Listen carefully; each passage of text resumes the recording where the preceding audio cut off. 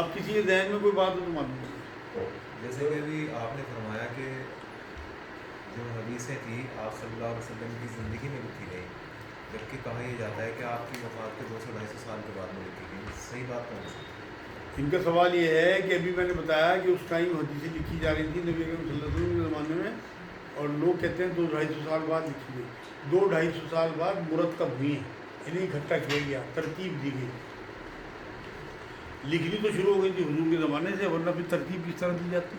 بھائی صحابہ کے اکرام کے پاس پتوں پہ، ہڈیوں پہ یا کھالوں پہ لکھی ہوئی تھی، انہیں ڈھونڈ ڈھونڈ کے محدثین نے پھر حدیثوں کی جو کتابیں ہیں انہیں مرتب کیا۔ اس لیے یہ کہنا تو غلط ہوا کہ 250 سال بعد لکھی گئی۔ 250 سال بعد انہیں کمپائل کیا گیا ہے۔ اس لیے آج جو ایک آیت آئی ہے اس میں حضرت جبرائیل علیہ السلام کے متعلق کی بات کی گئی ہے، اللہ رب العزت نے فرمایا کہ اور اس کو حکومت والے نے تعلیم دی ہے، تو یہ تعلیم مراد اللہ رب العزت کی قرآن مجید ہے، قرآن مجید سے ہٹتے ہے۔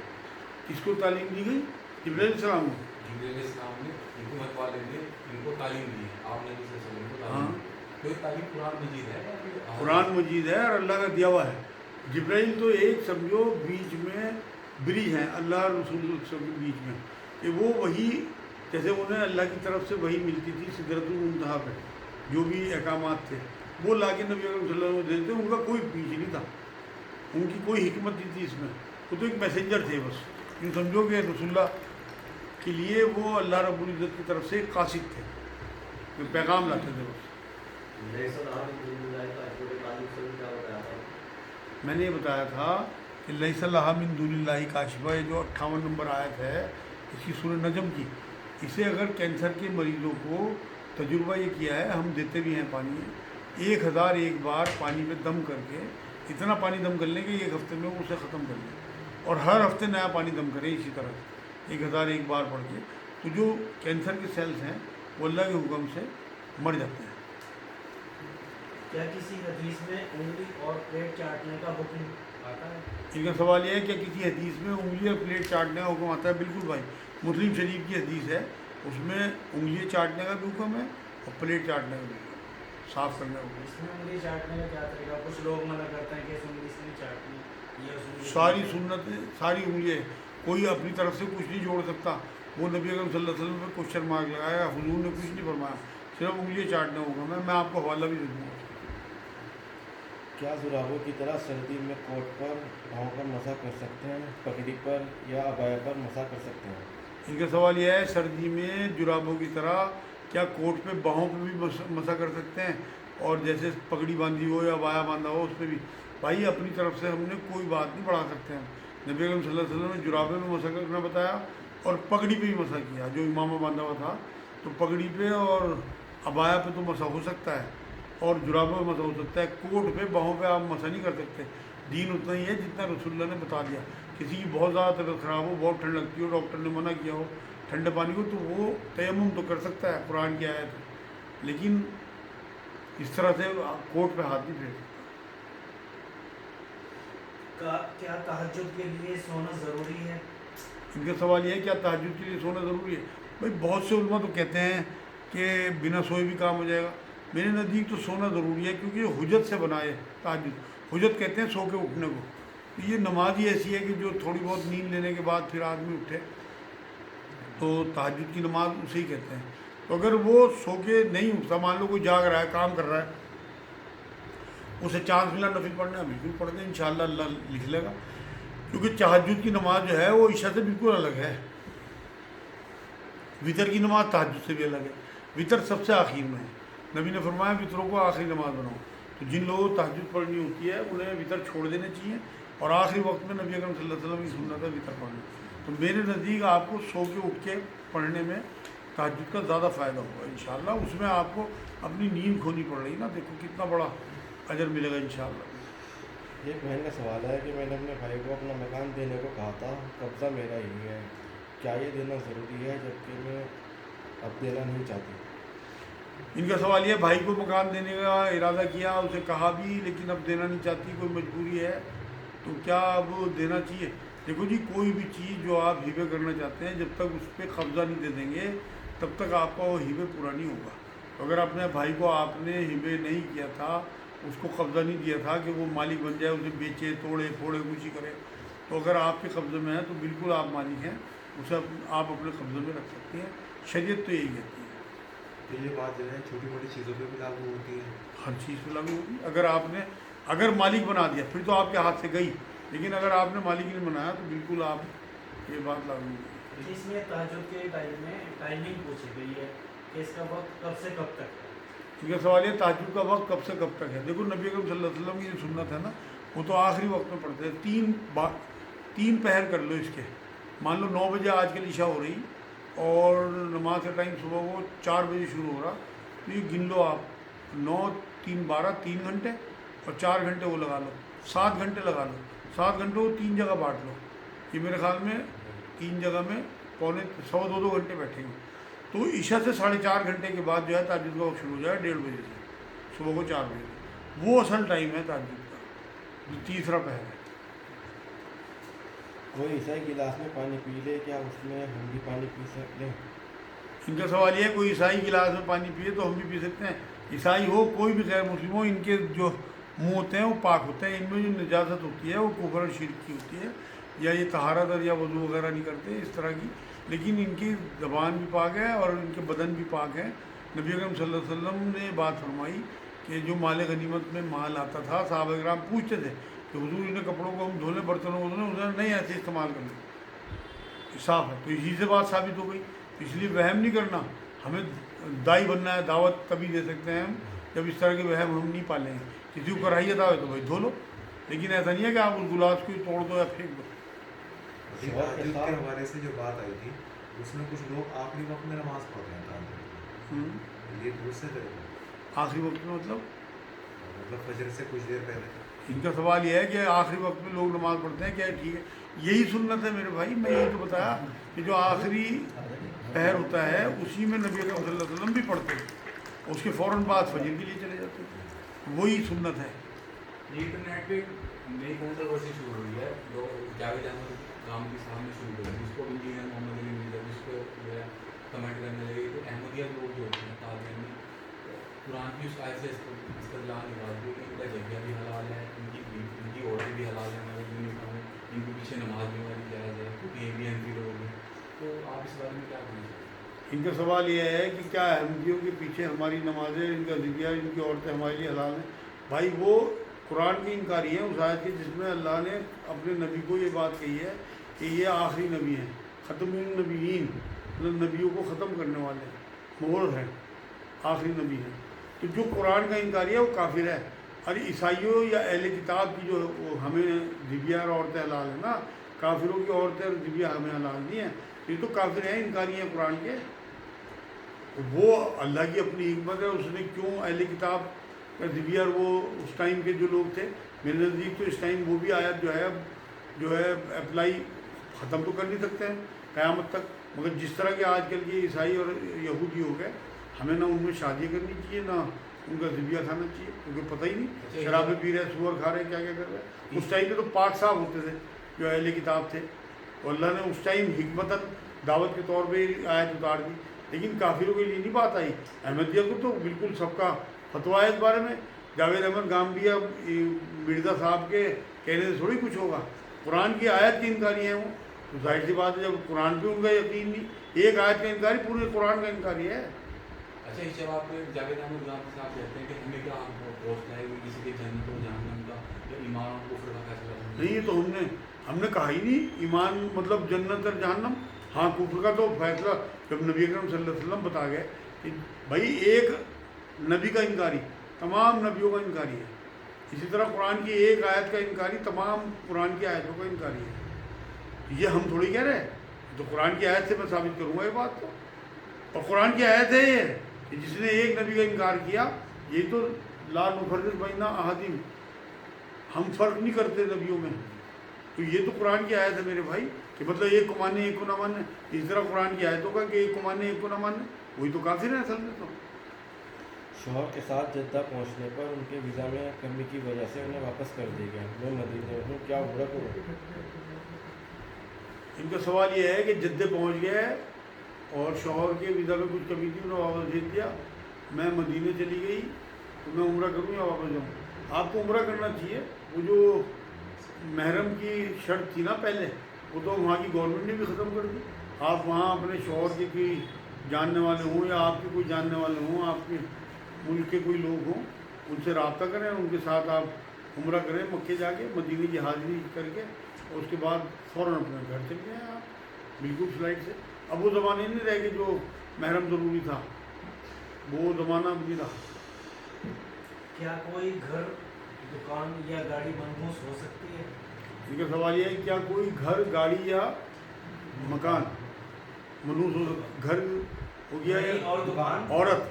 घर, दुकान और गाड़ी। इनका सवाल यह है घर, दुकान या गाड़ी मनहूस हो सकती है? नहीं हो सकती भाई। नबी अकरम हज़रत अबू हुरैरा रज़ियल्लाहु ताला अन्हु ये बात लोगों से कहते फिरते थे। देखो नबी ने फरमाया कि औरत, गाड़ी और मकान में मनूसत हो सकती है। तो जब हज़रत आयशा तक ये बात पहुंची तो उन्होंने कहा अबू हुरैरा गलत सुना, नबी अकरम सल्लल्लाहु अलैहि वसल्लम जब ये बात कर रहे थे तो हो सकता है वो उठ के चला गया हो। अबू हुरैरा, हुजूर ने फरमाया कि यहूदी कहते हैं, यहूदियों की तरफ इशारा करके, कि औरत मकान और गाड़ी में मनूसत हो सकती है जबकि नहीं होती। नबी की पूरी हदीस तो ये है, हज़रत आयशा रज़ियल्लाहु ताला अन्हा से मरवी है, सही हदीस है, तो बिल्कुल कोई इस तरह की वो नहीं होती। इसलिए ये बेकार की बात है, इस तरह की जुमले नहीं इख्तियार करनी। मैं किराए की गाड़ी चलाता हूँ, क्या उसमें गाड़ी पर ज़कात दूँ? ऐसे ही बकरियों का कारोबार है, क्या उस पर ज़कात दूँ? इनका सवाल यह है किराए की गाड़ी चलाता हूँ तो क्या उस पर ज़कात होगी? नहीं भाई, उसकी जो कमाई होगी उस पर ज़कात होगी। और बकरियों का मामला जो है, अगर आपको बकरियों का रिवॉर्ड है तो उस पर तो आपको ज़कात देनी है। वो तो पक्की बात है कि उस टाइम जानवरों में जो काम करते थे उस पर ज़कात दी जाती थी। मेरे ख्याल में इसके बारे में आपको फतवा लेना चाहिए बकरियों वाले मामले में, कि अगर वो जंगल में चरने जाती हैं तो फिर आपके ऊपर ज़कात जो है वो उशर के हिसाब से डबल होगी। अल्लाह का अगर वो चारा चर रही, अगर आप इंतज़ाम करते हैं तो शायद ज़कात कम होनी चाहिए, मगर मुझे इसमें पूरी मालूमात नहीं है, इसलिए मैं आपसे बात कर रहा कि आपको इसमें फतवा लेना। जैसे नामर्द का निकाह करना नाजायज़ है, क्या ऐसी लड़की का निकाह भी नाजायज़ है जो कम ज़रूरी में शौक़ का हक़ ना अदा करे? इनका सवाल यह है जैसे नामर्द का निकाह करना नाजायज़ है, इसी तरह क्या ऐसी और लड़की का भी निकाह करना नाजायज़ है जो अपने मर्द और शौहर की का हक़ अदा ना कर सकती हो? बिल्कुल भाई, बिल्कुल सही कहा आपने। इस सवाल ही आपका जवाब है कि ऐसी बच्ची का निकाह नहीं करना चाहिए जो कमज़ोरी या बीमारी की वजह से अपने शौहर का हक़ अदा ना करे। उसे उसके मायके वाले ही पालें, वरना धोखा देके शादी करें, वरना बाद में बच्ची की ज़िंदगी ख़राब होती है और दो घरों में दुश्मनी पैदा होती है। मान लो कोई दिमागी मरीज़ है, कोई और उसे ऐसी बीमारी है, तो बिल्कुल उसे ये चाहिए कि ऐसे औरतों की, लड़कियों की शादी ना करें।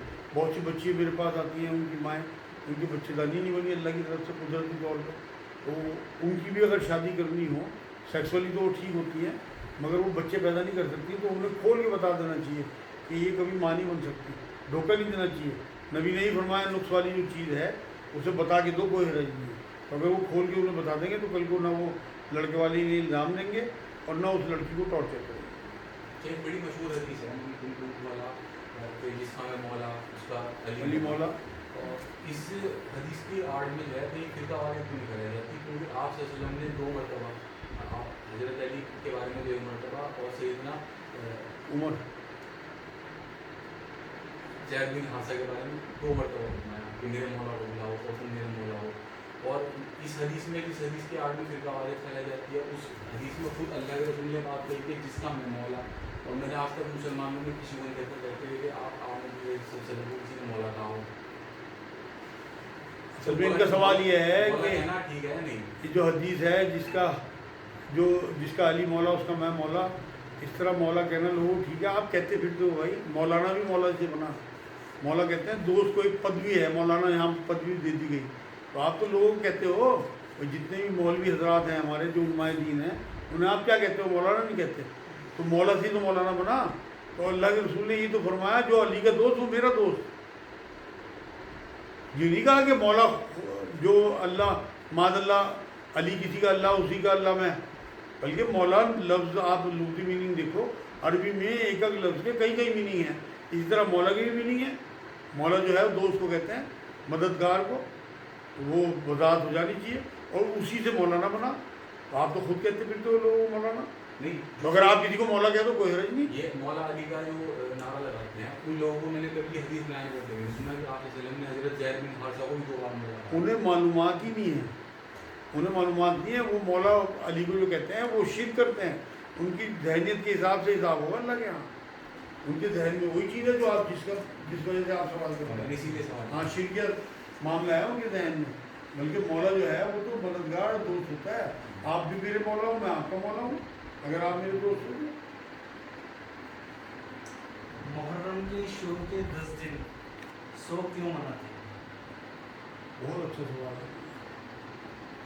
इनका सवाल ये है कि मुहर्रम के शुरू के 10 दिन शोक क्यों मनाते हैं। भाई ऐसा है कि शोक नहीं मनाते, ये एहतजाज करते हैं। शोक तो 3 ही दिन का है। नबी सल्लल्लाहु अलैहि वसल्लम कि किसी के लिए जायज़ नहीं है किसी महीने 3 दिन का शोक करो, सिवाय औरत को 4 महीने 10 दिन का शोक करने ही जा रहा। तो ये जो आप सवाल कर रहे हैं ये असल में याद दहानी है कि लोग भूल न जाएँ उस वाक़े को, उस शहादत को इमाम की। तो वो हमारे यहाँ तो असल में असलियत इतनी खासी लिखने वाला है कि लोग जिक्र ही नहीं करते। मुहर्रम गुजर जाता है। आपने कहा सुन्नी आलिमों के मुँह से इमाम साहब की जो शहादत है या बला के वाक़े कहाँ सुने आपने? सुने ही नहीं होंगे कभी। ये सब असलियत है। जबकि ये शिया लोग हैं जो अपने आप को मारपीट करते हैं, वो तो मैं जायज़ नहीं समझता। मगर जिस तरह के ये याद मनाते हैं, काले कपड़े पहनना, पट्टी लगाना काली, इसमें मेरे नज़दीक तो कोई हरज नहीं है। तो एहतजाज है कि इस तरह से नबी के नवासे को और उनकी औलाद को इस तरह शहीद किया गया और 100 साल भी नहीं गुजरे थे नबी को, तो उम्मत ने क्या हासिल किया। तो वो तो एक एहतजाजन, जिससे कि ये वाक़या जो है हमेशा लोगों के दिलो दिमाग पे छाया रहे। और इन शियाओं की वजह से छाया हुआ है। सही बता रहा मैं, जो सुन्नियों में भी अहले बैत से मोहब्बत करते हैं, वरना आप लोग भूल चुके होते हैं। उस टाइम तो यजीद के बाद जो भी हुक्मरान आए उन्होंने तो इनकी कब्रों पे जो है एक हिसाब से उस टाइम के बुलडोजर चलवा दिए, सिर्फ इसी वजह से कि लोग जो हैं याद ना रखें इस वाक़े को। लेकिन जो अहले बैत के मोहब्बत करने वाले थे शिया हज़रात, ये बिल्कुल नई बात, आज आपने अजीबोगरीब सवाल किया है, ये बिल्कुल नई बात है। तो ये इन लोगों की हमारे ऊपर मेहरबानी है कि इन्होंने इस वाक़े को ज़िंदा कर रखा और हमें याद आता रहता है करबला का वाक़या। तो जो आज हसास लोग हैं वो, उन्हें पता है कि क्या बीती उस टाइम, उनके सामने आप यकीन करो मैं तो कभी करबला का वाक़या पूरी तरह बयान ही नहीं कर सका। मैं बात कर रहा हूँ, मेरे सामने सारा वाक़या घूम रहा हूँ, पूरा उसी तरह झूंका दूँ, मतलब मेरी तो हालत ख़राब हो जाती है। तो जो लोग जो मोहब्बत करते हैं अहले बैत से, उनके लिए तो उन्हें तो इनकी जो है एहसान मानना चाहिए शिया हज़रात का। इन्होंने इस वाक़े को एहतजाजन हमारे दिलो दिमाग पे हावी कर रखा और बता रखा इस तरह से शहादत हुई। मैंने अपनी किस्मत खुद लिखी, क्या है कहना ठीक है? इनका सवाल यह है कि मैंने अपनी किस्मत खुद लिखी, क्या है कहना ठीक है? नहीं, बिल्कुल भी ठीक नहीं है मेरे भाई। किस्मत का लिखने वाला तो अल्लाह है। बहुत सारी चीज़ें ऐसी हैं जो किस्मत में नहीं आती, जो अल्लाह ने हमारे हाथ में दे रखी। लेकिन तकदीर का जो मामला है किस्मत का, ये सब अल्लाह रब्बुल इज़्ज़त ने सब हज़ारों साल पहले लिख दिया था। और ये देख के जो रूहें मैंने बनाई वो क्या करेगी कौन सी रूह, उसी हिसाब से उसे लिख दिया। जबरन नहीं उसने कुछ किया। उसने किसी भी रूह को देखा, कोई रूह मान लो 33 साल जिंदा रहनी, कोई रूह 70 साल जिंदा रहनी, ये 33 साल में क्या करेगा, ये 70 साल में क्या करेगी रूह, उसे पूरा उसने लिख दिया अपने इल्म के हिसाब से। लेकिन लिखा उसने ही, किस्मत उसी ने लिखी। लेकिन उसे आप कोई भी नाम दे दो, लेकिन कोई अपने आप अपनी किस्मत लिख ही नहीं सकता। उसे पता ही नहीं आगे उसके साथ क्या होने वाला है। इद्दत पूरी हो गई, क्या मैं अपने बच्चों के साथ बाहर घूमने जा सकती हूँ, अच्छे कपड़े पहन सकती हूँ? इनका सवाल ये है कि इद्दत पूरी हो गई, क्या मैं अपने बच्चों के साथ घूमने जा सकती हूँ, अच्छे कपड़े पहन सकती हूँ? बिल्कुल, आपको पहनने ही चाहिए। अच्छा मेकअप, अच्छी लिपस्टिक, अच्छे कपड़े पहने। आप उस शौक़ से निकल गई, 4 महीने 10 दिन का शौक़ जो अल्लाह की तरफ से आपको था, तो आप निकलें बिल्कुल। और अगर आप कम हो रहे हैं तो आप शादी भी कर सकती हैं इंशाल्लाह। जब आप बनी समझ जाएंगी तभी तो आपके रिश्ते आएंगे। तो आप घूमने भी जाएँ। तमाम आपकी जो पाबंदी थी वो ख़त्म हो गई, जो आपने 4 महीने 10 दिन शौक़ किया। जो अल्लाह ने किस्मत लिखी तो गलत रास्ते में इंसान क्यों चलता है? इनका सवाल ये, जब अल्लाह ने किस्मत लिखी तो इंसान गलत रास्ते पे क्यों चलता है? قسمت لکھی اللہ نے، یہ دیکھیے کہ کون کیا کرے گا، کتنا غلط کرے گا، کتنا اچھا کرے گا، اسے لکھا اللہ نے، زبردستی نہیں لکھی۔ آپ کو یہاں مرضی سے بھیجا، دو راستے بتا دیے کہ چاہے تو میری شکر گزاری کرو اور چاہے ناشکری کرو، چاہے کفر کا راستہ اختیار کرو چاہے ایمان کا راستہ اختیار کرو، جس راستے میں بڑھو گے اسی میں تمہیں کامیاب کر دوں گا۔ تو جو لوگ ایمان کے راستے میں بڑھتے چلے جا رہے ہیں انہیں بھی زبردستی اللہ نہیں بھیجتا، انہیں بھی چھوٹ دے رکھی ہے اللہ نے، اسی میں برکت ڈالتا جاتا ہے۔ اسی طرح سے جو لوگ کفر کے راستے پہ، گناہوں کے راستے پہ آگے بڑھتے ہیں، اللہ اس میں بھی برکت ڈالتا ہے کہ بڑھو میری طرف سے، میں نے تو جنت دوزخ دونوں بنا دی۔ لیکن اللہ نے کبھی جبر کسی پہ نہیں کیا کہ وہ زبردستی گناہ کرائے یا زبردستی نیکی کرائے۔ ہاں نیکی کرنے والے تو خوش بہت ہوتا ہے۔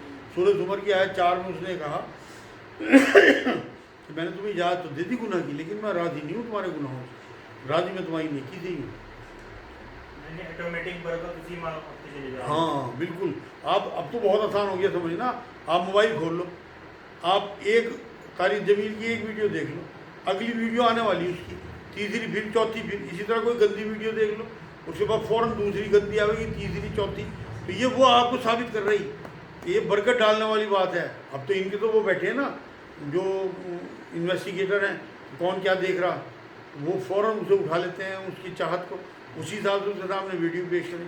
اسی طرح اللہ کا معاملہ ہے کہ وہ برکت ڈالتا جاتا ہے، جو بھی گناہوں کے راستے پہ چلتا ہے اسے روکتا نہیں وہ۔ ہاں وہ توبہ کر لے گا تو اسے پلٹا دے گا۔ میرے 6 بچے ہیں، 4 بچے میرے خلاف ہیں، غلط کاموں میں ہیں، مکان میں ساتھ رہ رہے ہیں، کیا 2 بچوں کو میں دے سکتی ہوں مکان؟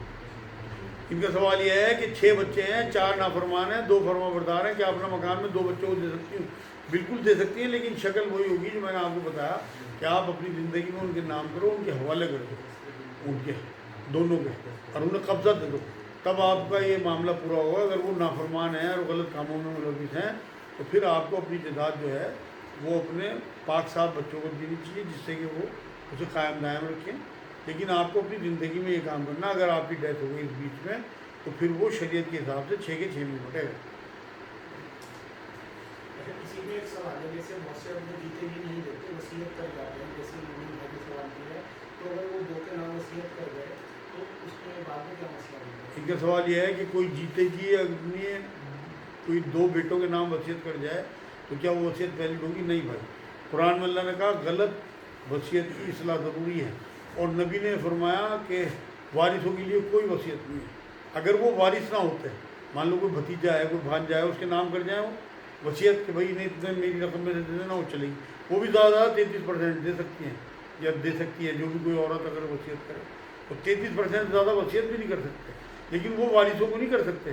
بیٹوں کو حق طے کر دیا اللہ نے، بیوی کا، شوہر کا، ماں باپ کا، بیٹے بیٹیوں کا، سب حق قرآن میں سورہ نساء آپ پڑھنا، اس میں 20 سے 30 آیت کے بیچ میں سارے حق طے ہیں۔ اچھا، وہ جب اللہ رب العزت موجود تھے اور سیدنا آدم علیہ السلام، فرشتے اور ابلیس، تو اس وقت جو قرآن میں ڈسکشن چل رہا ہے کہ اور شیطان نے سجدہ نہیں کیا اور وہ کرنے والے نے کہا، تو اس نے اللہ رب العزت سے اجازت مانگی کہ اللہ تو مجھے اجازت دے قیامت تک میں گمراہ کروں لوگوں میں اس کو گمراہ کروں گا۔ تو اس کو کیسے پتا تھا کہ قیامت آنے والی ہے؟ جب تک تو کچھ طے نہیں ہوا تھا۔ اور دوسرا یہ کہ اسے کیسے پتا تھا کہ اس میں نیکوکار بھی ہوں گے اور بدکار بھی ہوں گے اور دنیا میں جائیں گے؟ جب تک تو آپ سے سیدنا آدم علیہ السلام جنت میں ہی تھے، تو دنیا کا تو پہنچا پائیں گے۔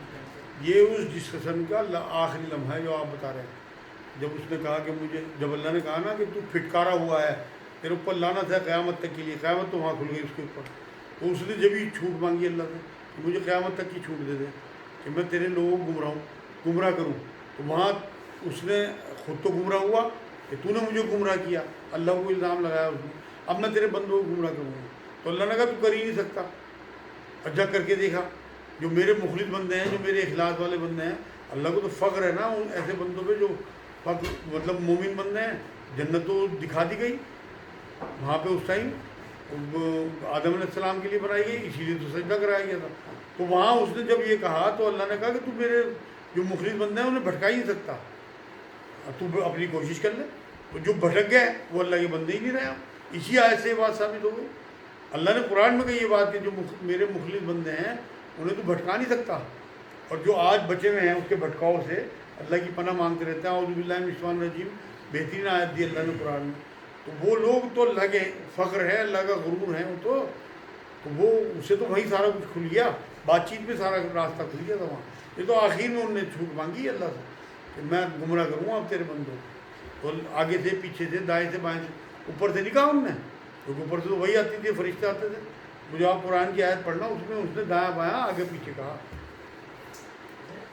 محرم سے ریلیٹڈ ایک دوسرے سوال ہے یہ جو شوق مناتے ہیں اس کا تو آپ نے جواب دے دیا, لیکن اس میں دوسرا سوال یہ ہے کہ جب کہ کسی حادثے یا موت کے بعد شوق ہوتا ہے یا امام صاحب کی شہادت تو 10 محرم کو ہوئی تھی جبکہ شوق بعد میں ہونا چاہیے, تو وہ پہلے کیوں مناتے ہیں؟ اس کا سوال ان کا سوال یہ ہے کہ سوگ بعد میں ہوتا ہے کسی بھی حادثے کے, وہ پہلے کیوں مناتے ہیں.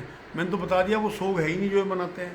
یہ تو احتجاج ہے جو اس مہینے میں انہیں لگتا ہے کہ محرم کے مہینے میں حادثہ ہوا, تو پورے محرم کے مہینے کو یہ اسی طرح سے مطلب احتجاج کرتے ہیں لوگوں کے سامنے, لوگوں کے دلوں میں زندہ رہے واقعہ. تو یہ وہی وجہ ہے. سوگ جو ہے, جو لوگ سوگ مناتے ہیں وہ ناجائز کرتے ہیں, کیونکہ نبی اکرم صلی اللہ علیہ وسلم کی حدیث میں آپ کو بتا چکا کہ کسی کو جائز نہیں ہے 3 دن سے زیادہ کسی کے لیے سوگ کرے. اچھا سیدنا حسین علیہ السلام جو تھے ان کے بارے میں یزید کو کنڈیم کیا جاتا ہے, میں بھی کرتا ہوں, کسی حد تک وہ بھی ذمہ دار تھا, لیکن جنہوں نے دھوکہ دیا تھا جو اصل قاتل تھے آپ علیہ السلام کے, ان کے بارے میں جو ہے کسی کو جو ہے پیش نہیں کرتا. اصل میں ان کے نام مشہور نہیں ہے نا, اس نے تو آرڈر دیا تھا, یہ خود تھوڑی موجود تھا وہاں بھی, یزید وہاں موجود تھوڑی تھا, اس نے تو حکم دیا تھا. اب پورا حکم وہاں انہوں نے کہا بھی کہ ہم واپس چلے جائیں, مطلب ہم کوفہ تو نہیں جائیں گے لیکن ہم مدینہ واپس جا سکتے ہیں. حضرت حسین علیہ السلام نے یہ بات کہی تھی وہاں, اس نے جی ہمیں تو یہ آرڈر ہے کہ ہم نے قتل ہی کرنا ہے آپ. حالانکہ وہ اسے سیمپیتھی تھی جو قتل کر رہا تھا. یہ تو پورا بلایا تھا, لیٹر خط لکھ کے اتنے لیٹر دے کے ان کے کٹے بھر گئے تھے, ہاں جلایا گیا تھا. تو اہل بیت کے لوگوں نے اور تو نے کہا کہ یہ بات کوفیوں کم سے کم جالموں کی ہمارے سامنے رہو, ہمیں تم نے بلا کے یہاں کھڑا کر دیا موت کے معاہدے کو, کم سے کم ہمارے سامنے رہو, شرط پہ دکھاؤ میں. ہاں تو ان کوفیوں کے بارے میں پیش کیوں نہیں کیا نہیں, سب یہ تم بتا نہیں رہے خود ہی, ان کے بارے میں ساری باتیں ان کے نام نہیں ہیں, ان کے نام نہیں ہیں, لیکن وہ سارے کے سارے اس قتل میں شامل ہیں. دیکھو ایک بات سنو, اگر کوئی ظلم امریکہ کرتا ہے اور اسے ووٹ دے کے ٹرمپ کو بنایا جاتا ہے تو وہ ووٹ اس کا حصے دار ہے اس ظلم میں. جتنی بھی پبلک ہے, جتنے بھی کوفہ کے لوگ تھے جنہوں نے امام صاحب کو گھیرا تھا یا گھروایا تھا, وہ سب اس میں ملوث ہیں یزید کے ساتھ. جو اشر یزید کا ہونا وہ اس کے ساتھیوں کا, وہ اس کے پیروکاروں کا ہونا. اسی لیے تو انہوں نے بیعت نہیں کری تھی کہ میں حق پہ رہوں گا, میں کسی بھی قیمت پہ اس کے ہاتھ پہ ناحق بیعت نہیں کر سکتا. یہ تو ان لوگوں کا حشر وہی ہونا جو یزید کا ہونا. مطلب جو بلانے والے تھے ہاں شامل ہو ماننے میں. ہاں بالکل ہی نہیں تھا. میں نے مثال دی تمہیں, بھائی تم ووٹ دے کے کوئی سرکار بنوا دو اور وہ کسی ایک فرقے پہ ظلم کرنے لگے, تو آپ اس میں اس سرکار کے ساتھ ظالم کا ساتھ دینا بھی تو ظلم ہے نا. تو بس وہی ہے. کیا صدقہ واقعی بلائے ڈال دیتا ہے؟ ان کا سوال یہ ہے کیا صدقہ واقعی بلائے ڈال دیتا ہے. بالکل حدیث ہے بھائی, صدقہ رد بلا ہے, رد بلا ہے. لیکن صدقہ جو ہے تو ایک دعا ہے, اللہ میں نے تیری راہ میں اپنے مال سے صداقت پیش کر دی. ویسے تو حضور نے تو یہ فرمایا کہ اپنی بیوی کے منہ میں لقمہ دینا بھی محبت سے صدقہ ہے, اپنی بیوی کے ساتھ مباشرت کرنا بھی صدقہ ہے, اور کوئی راستے میں کوئی چیز ایسی پڑی ہو پریشان کرنے والی اسے ہٹا دینا صدقہ ہے. تو صدقہ کیسا بھی ہو وہ تو آپ ایک عمل کر رہے ہیں, اس کے بعد آپ اپنا ایمان پیش کر رہے ہیں اللہ کے. صدقہ بنا صدق سے, صداقت, تو آپ اپنے ایمان کی صداقت پیش کر رہے ہیں. صدقہ تو ایک دعا ہے کہ اللہ میں نے تیرے سامنے اپنا ایمان پیش کر دیا, اس کی صداقت پیش کر دی, اسے قبول فرما لے, میری بخشش کر دی. تو واقعی رد بلا ہے, اور اس سے بہت بلائیں ڈلتی ہے. مطلب میرا اپنا مشاہدہ ہے, سچی بات یہ ہے کہ صدقہ جو ہے ضرور دے کے نکلا کرو اپنے گھروں سے. میں نے تو گلگے لگوا دی اپنے رشتہ داروں کے یہاں, چاہے 5 روپے ڈلواؤ اپنے بچوں سے, صبح کو اسکول بھیج رہا ہے, پتہ نہیں اللہ کتنے بڑے حادثے سے بچا لے. کسی بہن کا سوال ہے انگلینڈ سے, ان کا پوچھنا ہے کہ جو بچے پورے نہیں بنتے انہیں اسپتال کی طرف سے اکٹھا کر کے دفن کرنا ٹھیک ہے؟ ان کا سوال یہ ہے, کوئی انگلینڈ میں کوئی ہاسپٹل ہے, وہاں بچے جو پورے نہیں بنتے, ابورشن کرایا جاتا ہے یا ادھورے پیدا ہو جا مرے ہوئے, انہیں اکٹھا کر کے ایک ہی قبر میں دفن کر دیا جاتا ہے. کیا یہ ٹھیک ہے؟ بالکل ٹھیک ہے بھائی. وہاں جگہ کی بھی قلت ہے اور جو ہے وہاں کے قانون کے حساب سے تو ویسے ایمان والے تو ہیں نہیں، لیکن یہ عمل ٹھیک ہے ان کا، کوئی حرج نہیں ہے اس میں. کیونکہ نبی اکرم صلی اللہ علیہ وسلم کا مجھے واقعہ یاد آ رہا کہ انہوں نے بھی بہت سارے شہیدوں کو ایک ساتھ ایک ہی قبر میں کئی شہیدوں کو دفن کیا، تو اس سے یہ بات ثابت ہو گئی. کوئی حرج نہیں. یہ غیر مسلم بھائی کا سوال ہے کہ کسی غیر مسلم کو خدا کے بارے میں یعنی کہ جو اسلام کا علم نہیں ملا، تو مرنے کے بعد اس کا کیا وہاں پہ ہوتا ہے؟ ان کا سوال یہ ہے کہ کسی غیر مسلم کو اگر اللہ کے بارے میں علم ملا تو اوپر اس کا کیسے حساب ہوگا؟ میرے بھائی ویسے تو یہاں اللہ رب العزت نے انتظام کر رکھے کہ وہ ان تک بات پہنچے. اذانیں ہیں، نمازیں ہیں، مسجدیں ہیں، مسلمان ہیں. حالانکہ ہم اس پائے کے مسلمان تو ہیں نہیں کہ دعوت دے سکیں لوگوں کو. ہمارے کردار سے تو اور الٹا لوگ بھاگ جاتے ہیں ایمان سے. لیکن پھر بھی اگر ان تک دعوت نہیں پہنچی تو ایک حدیث نبی اکرم صلی اللہ علیہ وسلم نے بات فرمائی کہ ایسے لوگوں کو وہاں اکٹھا کر کے ان کے اوپر ایمان پیش کیا جائے گا. تو جو صدق دل والے ہوں گے، سچے دل والے ہوں گے، اور جن کے دلوں میں توحید اللہ نے بھری ہوئی ہوگی پہلے سے، وہ کلمہ پڑھ دیں گے. اور جن کے دلوں میں کفر ہوگا اور وہ جو ہے ہمیشہ ملبس رہے ہوں گے، انہوں نے کبھی نرم دل دکھایا ہی نہیں ہوگا، تو وہ اسی طرح سے انہی میں فیصلہ ہو جائے گا. ایک انہیں آفر دی جائے گی، جیسے آپ نے دیکھو پینلٹی گول دیا جاتا ہے آخر میں کئی بار، پورا میچ ختم ہونے کے بعد، یاد ہے کسی کو؟ بس وہ پینلٹی گول دیا جائے گا انشاءاللہ. پینلٹی کی ہاں پینلٹی دی جاتی ہے. ہم مارتے تھے فٹ بال جب کھیلتے تھے. اچھا لوگ میسج میں بھی سلام نہیں دیتے ہیں، آپ کو سلام نہیں دیا اور ہم بھی وعلیکم السلام قرآن دیتے ہیں، چھوٹا شارٹ دے دیتے ہیں، تو کیا ہے ٹھیک ہے؟ ان کا سوال یہ ہے کہ کسی نے میسج میں سلام لکھا تو ہم نے بھی سلام نہیں دیا، کیا یہ ٹھیک ہے؟ ہاں بالکل ٹھیک ہے، کوئی حرج نہیں. قرآن کی آیت ہے کہ وہاں جو ان کا کلمہ ہوگا، سلام ہوگا، جنتی ہوگا، وہ ایک دوسرے کو سلام ہی کہیں گے، وہ بھی دوسرے کو سلام کہیں گے. لیکن قرآن کی ایک آیت یہ ہے کہ تمہیں اگر کوئی جو ہے دعا دے تو اس سے بہتر اسے دعا دو. تو اگر آپ اسے وعلیکم السلام کر دو گے یا وعلیکم السلام ورحمۃ اللہ کر دو گے میسج میں پلٹ کے تو زیادہ بہتر ہے. یا آپ نے مان لو زبان سے ہی کہہ دیا، سلام پڑھا آپ نے، اسے نہیں بھی بھیجا آپ نے، تو آپ نے کہہ دیا تو آپ نے حق ادا کر دیا. ویسے اسے بھیج دو گے تو زیادہ اچھا ہے. آپ سے کے والد محترم کے بارے میں اور والدہ کے بارے میں آپ کا کیا موقف ہے؟ ان کا سوال یہ ہے کہ حضور کے ماں باپ کے بارے میں میرا کیا موقف ہے؟ جنتی ہیں بھائی. اور وہ جو حدیث ہے ہماری کی جو تیرا باپ میرا باپ، اس کے بارے میں اصل میں بات یہ ہے کہ وہ جو سوال ان کا بھی آیا ہے جن تک بات ہی نہیں پہنچی، تو یہ دیکھو آپ کہ عیسیٰ علیہ السلام کے بعد نبی اکرم صلی اللہ علیہ وسلم تک کوئی نبی بیچ میں نہیں آیا، اور ان لوگوں کو جو ہے کوئی تعلیمات انہیں نہیں ملی. تو ان کے سامنے اگر حضور پیدا ہو جاتے یا بلوغت کو ہو جاتے، یا نبی تو ویسے پیدائشی نبی ہوتا ہے، تو اگر ان کے نبوت کا ظہور ہو جاتا اور یہ لوگ ایمان میں نہ آتے، جیسے ابو لہب نہیں آیا، سگا چچا تھا، تو پھر تو یہ لوگ انہیں ہم کہتے تھے کہ یہ ایمان والے نہیں تھے.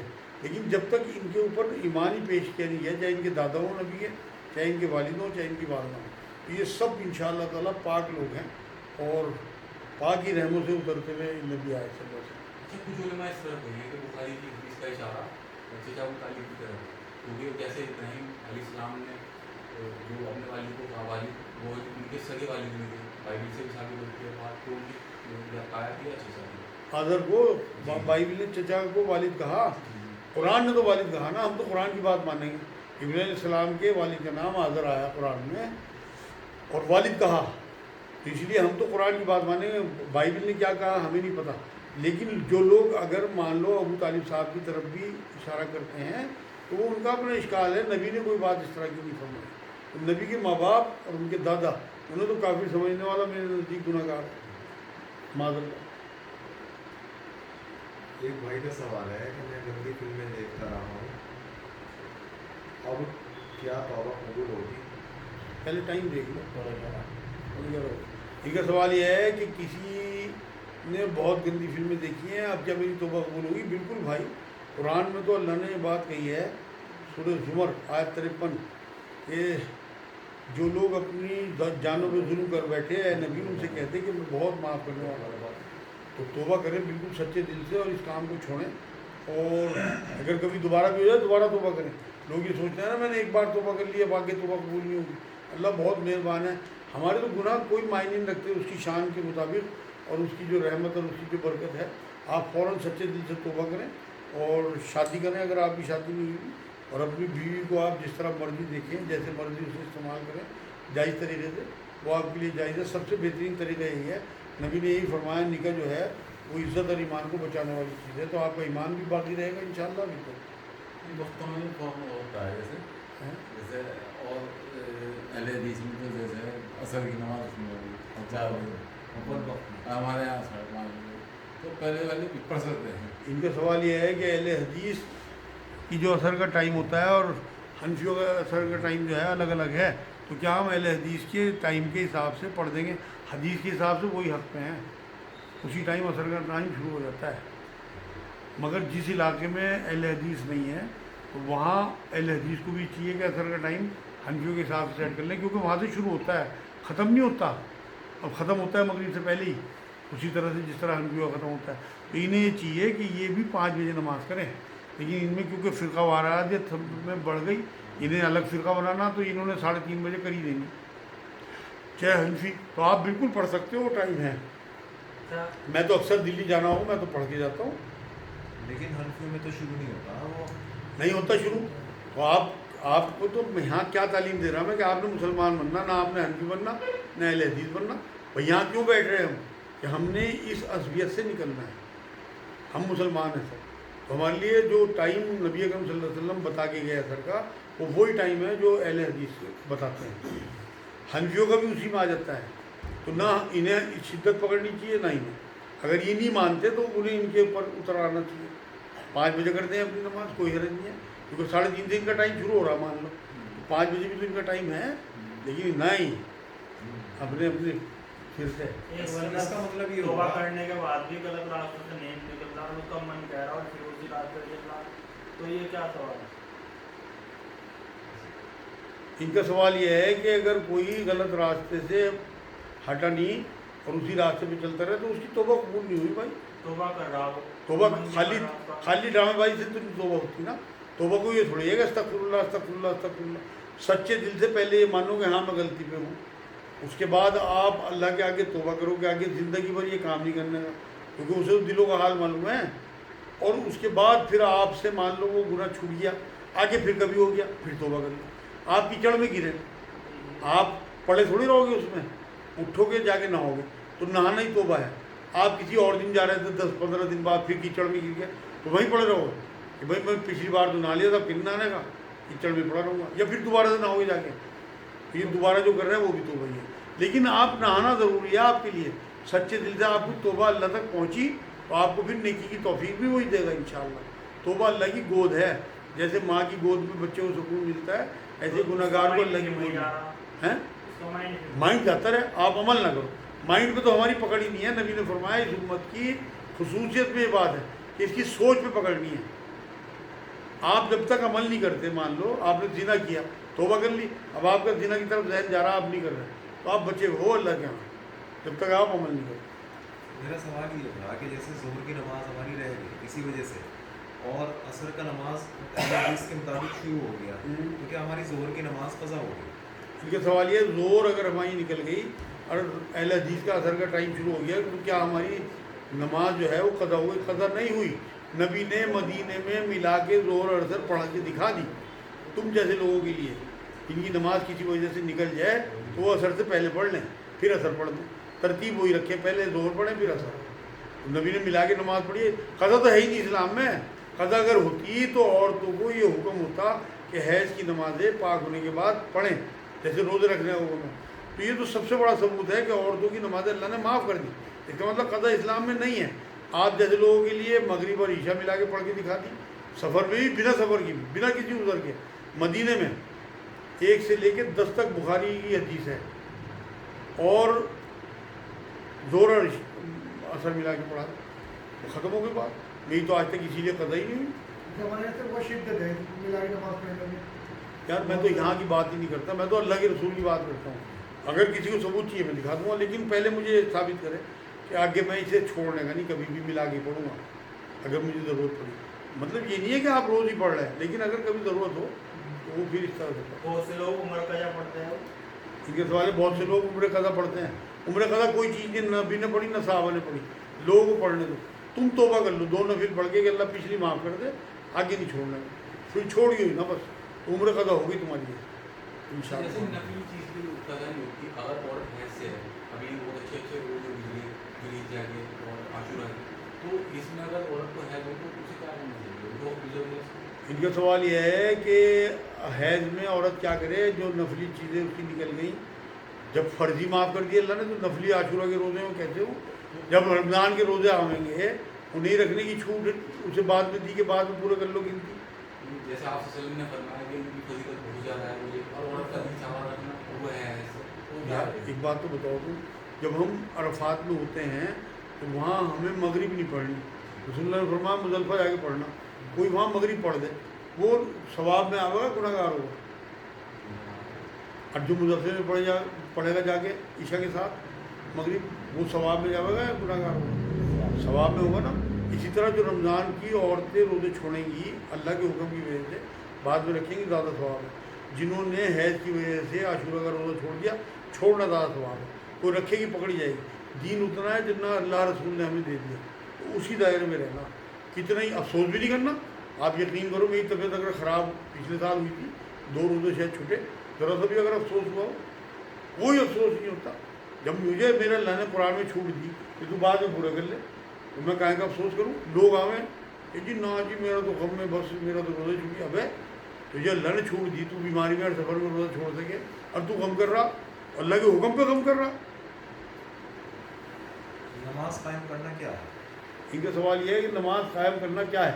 भाई जैसे आप किसी बिल्डिंग को कायम देखते हो, किसी पहाड़ को कायम देखते हो, इसी तरह से जो आप अल्लाह से बात करते हो नमाज में, आपने या का नाबुदू या का नस्तईन कहा, अगर वो आपका नमाज से निकल के आपकी ज़िंदगी में नहीं आया तो नमाज कायम नहीं।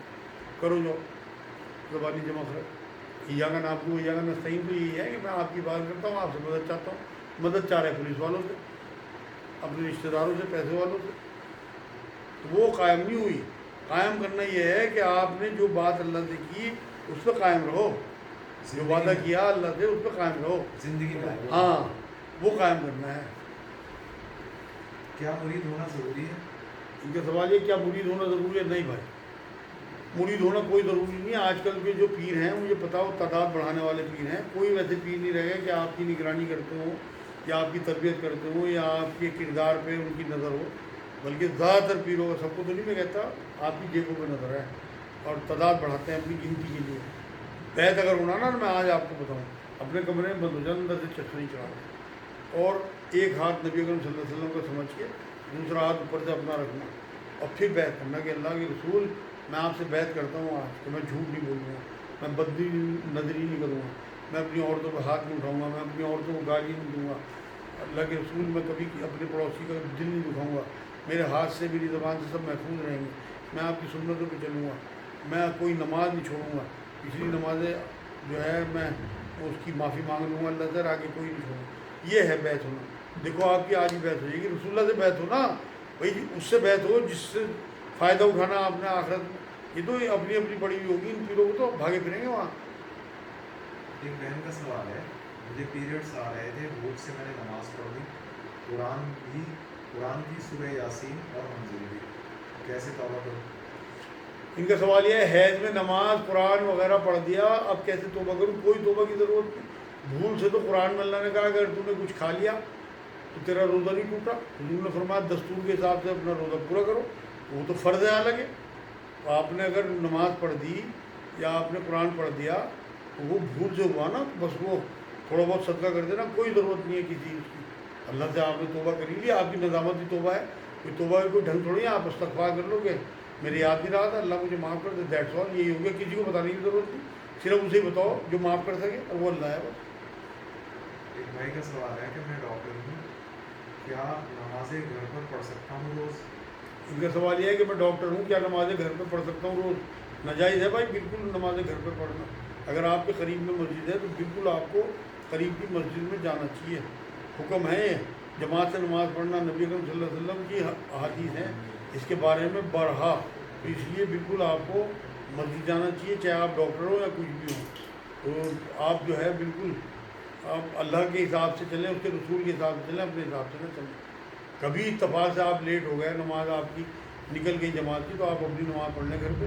لیکن روٹین بنا لینا یہ تو بہت بڑا گناہ ہے میرے نزدیک. یا پھر آپ کسی ایسے ملک میں ہو جہاں مسجد ہے ہی نہیں، پھر آپ گھر پہ پڑھ لو، اپنی جائے نماز بنا لو ایک جگہ بالکل الگ، تو وہاں بالکل. اور نوافل گھر پڑھا کرو، سنت گھر پڑھا کرو.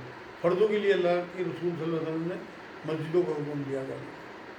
ایک اور سوال ہے کہ میں نے پیٹ روگ کی وجہ سے رمضان کے روزے چھوڑے تھے، کیا گناہ کیا؟ یہ سوال یہ ہے رمضان کے روزے چھوڑے پیپر ہوئے تھے، کیا گناہ کیا؟ بڑا گناہ کیا بھائی.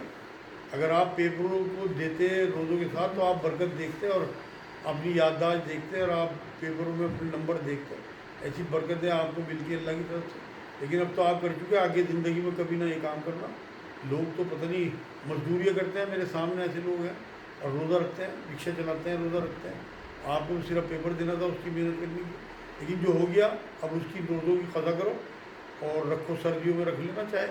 لیکن آگے کبھی رمضان کے روزے کبھی نہیں چھوڑنے، فرض روزے ہیں کیونکہ بہت سخت حساب ہونا. یہی بات میں اپنی بہنوں سے بھی کہوں گا کہ جو حیض کے روزے چھوٹتے ہیں ان میں لاپرواہی نہ کیا کرو، ضرور رکھا کرو بعد میں، کیونکہ ان کا حساب کتاب ہونا ہے، فرض چیزیں ہیں. ایک اور سوال ہے، آپ کے سوال ہے، طواف کے ساتھ چکر لگاتار لگائیں یا بریک لے کر؟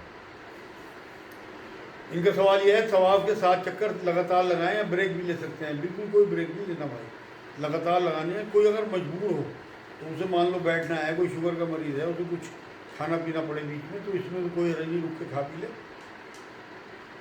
ورنہ 7 چکر لگاتار لگائیں اور تبھی طواف کا حق ادا ہوگا. طواف تو ایک ایسی عبادت ہے جو نماز کے بالکل پیرالل ہے. صرف اس میں آپ بول سکتے ہو اور دیکھ سکتے ہو ضرورت. نماز میں آپ کو اپنی توجہ جو ہے ایک جگہ رکھنی ہوتی ہے اور بات چیت بھی کر سکتے ہیں. ویسے جو ہے طواف بہت اہم عبادت ہے، تو اس میں بھی توجہ آپ کی گھٹنی نہیں چاہیے. بیچ میں آپ رک گئے، کھانا کھا رہے یا بیٹھ گئے، لگاتار طواف ہونے چاہیے 7 چکر. سوال ہے کہ کیا حج یا عمرے میں مدینہ نہ جانے پر حج یا عمرہ ہوگا، اور پہلے عمرہ کریں پھر مدینہ جائیں، وہ پہلے بھی جا سکتے ہیں؟ بہت اچھا سوال ہے. ان کا سوال یہ ہے کہ حج یا عمرے پہ جائیں تو کیا مدینے جانا ضروری ہے یا بنا اس جائے بھی حج یا عمرہ ہو جائے گا؟ اور پہلے مدینے جائیں یا پہلے بھائی یہ تو آپ کے ہاتھ میں ہی نہیں ہے کہ پہلے مدینے جائیں یا پہلے مکہ جائیں. تو آپ کی فلائٹ کے اوپر ہے، آپ کے جو لے جانے والے ٹور ہوتے ہیں ان کے اوپر ہوتا ہے. تو حج یا عمرہ آپ کا ہو جائے گا. اگر آپ کو کوئی مجبوری ایسی آ گئی کہ واپس آنا پڑا تو آپ آ سکتے ہو، لیکن کوئی جان بوجھ کے ایسا نہ کریں. کیونکہ نبی نے فرمایا کہ جس نے حج یا عمرے پہ آیا اور اس نے میرے روزے کی زیارت نہیں کی، اس نے میرے سے جفا نہیں کی. مطلب اس نے میرے سے جفا کی، وفا نہیں کی. تو اس لیے حدیث سامنے ہونے پہ تو میرے نزدیک تو جانا ضروری ہے. لیکن کسی مجبوری میں کوئی یہ نہیں کہہ سکتا کہ حج یا عمرہ نہیں ہوا. حج کے جو ارکان ہیں وہ آپ پورے کر چکے مینا میں اور عرفات میں، اور عمرے کے ارکان آپ پورے کر چکے مکے میں. تو یہ اضافی ایک عبادت ہے کہ آپ حضور کے روزے پہ جائیں، اور پہلے جانا میرے نزدیک زیادہ فائدہ مند ہے. کیونکہ قرآن کی ایک آیت یہ ہے کہ اے نبی اگر یہ تیرے پاس آتے اور تیرے سے استغفار کے لیے کہتے ہیں تو ہم سے ان کے لیے استغفار کرتا تو میں انہیں معاف کر دیتا. تو اس آیت کے حساب سے پہلے حاضری دے اور وہاں رسول اللہ صلی اللہ علیہ وسلم سے ریکویسٹ کرے، دل میں ہے زبان سے، کہ میرے لیے استغفار کریں، اللہ سے میرے پچھلے گناہ معاف کر دے، اور آگے عمرہ قبول کر لے. تو میرا اپنا سوچ ہے کہ یہ جو ہے زیادہ بہتر ہے کہ پہلے اگر مدینے جا سکے تو مدینے جائے اور وہاں یہ ریکویسٹ کر کے پھر مکے جائے، پھر عمرہ یا حج کرے، تو وہ زیادہ بہتر ہوگا. تو میرا سوال ہے کہ سیدنا عمر رضی اللہ عنہ سے اتنی شدید نفرت کہ ایران میں شیعہ میں ابو جلو فیروز نوزاللہ علیہ السلام کہتے ہیں، منگول کو اس کا مزار بنا رکھا، اس کے فاتحہ پڑھتے ہیں، اور جس کو غیر مسلمان عیسائی اور یہودی کہہ رہے ہیں کہ اسلامک تاریخ کا ایک بہترین شخصیت، ایک ایسا نمونہ کہ مسلمان اگر آج ایسا پیش کر دیں تو اسلام جو ہے وہ دوسروں دوبارہ چلے جائے گا. تو اس اتنی شدید نفرت ہے مسلمان ہونے کے باوجود، ایسا کیوں؟ ان کا سوال یہ ہے حضرت عمر سے شیعہ حضرات اتنی نفرت کیوں کرتے ہیں؟ بھائی اصل میں جس طرح سے ان کی کتابوں میں انہیں سکھا دیا گیا نا، بتا دیا گیا کہ کس طرح ان کی جو ہے حضرت فاطمہ کا معاذ اللہ قاتل بتاتے ہیں، ان پہ اس طرح ہاتھ سے نبی اکرم صلی اللہ علیہ وسلم کو اینڈ ٹائم پہ انہوں نے قلم مانگا تو نہیں دیا. مطلب اس طرح کی چیزیں لکھی ہوئی ہیں کہ انہیں جو ہے اپنے آپ ہی بچے کو نفرت ہو جاتی ہے ان چیزوں سے. تو اسی طرح سے ہمارے لیے بھی ہے بات کہ ہم بھی جو ہے وہ کہاں اچھا سمجھتے ہیں. امیر معاویہ صاحب ہوں یا جو بھی اس طرح کے لوگ وہاں گزرے ہیں، سنی حضرات بھی صحابہ کرام کو سبھی کو کوئی ٹھیک تھوڑی سمجھتے ہیں. یہ تو فیصلہ اللہ کے یہاں ہوگا. یہ بڑے عظیم لوگ ہیں، ہمیں خاموش رہنا چاہیے اس کے معاملے میں. تو یہ جیسے جس پہ علم پہنچا اس کو اس کے بزرگوں کے حساب سے کتابیں لکھی گئیں. ہمارے یہاں بھی بہت ساری جھوٹی سچی کتابیں لکھی گئیں، ان کے یہاں بھی، اسی لیے اب تک نفرت چل رہی. تو وہ بخاری میں یہ سارے واقعے موجود ہیں. یہ حضرت عمر سے حوالے کے، ان کی نیت، ان کے حالات اس ٹائم کیا تھا وہ کوئی نہیں دیکھتا. حضرت عمر کے بارے میں نبی اکرم صلی اللہ علیہ وسلم نے فرمایا میرے بعد کوئی نبی ہوتا تو عمر ہوتا. ان حدیثوں کو کوئی نہیں دیکھتا. لیکن جب نفرت سامنے آتی ہے تو میں نے بتایا تھا ایک دن آپ کو، جب کسی سے نفرت ہو تو اس کی اچھائییں بھی جو ہیں وہ بری لگتی ہیں، اور جب کسی سے محبت ہو تو اس کی برائییں بھی اچھائی لگتی ہیں. تو اس لیے یہ معاملہ ہے وہ، اور کوئی معاملہ نہیں. ٹائم بھی دیکھ لو. وما علینا الا البلاغ. اللہم صلی اللہ سیدنا محمد وعلی آل سیدنا محمد وبارک وسلم. اللہ ہمارا بیٹھنا قبول فرما لے. سبحان ربک رب العزت عما یصفون، وسلام علی المرسلین.